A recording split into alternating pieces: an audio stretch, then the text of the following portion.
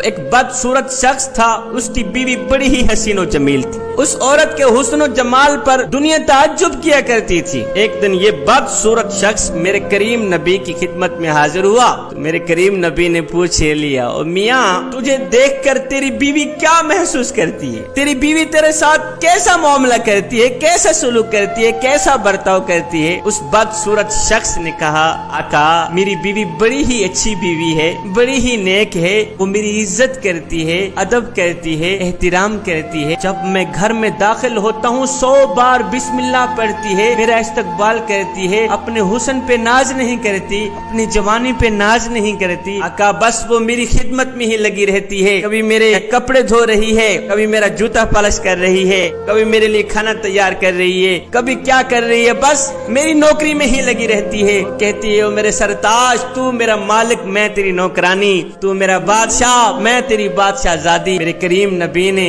جب اس عورت کی تعریف سنی، بدصورت شوہر کے منہ سے خوبصورت عورت کی تعریف سنی، تو میرے کریم نبی بہت ہی خوش ہوئے۔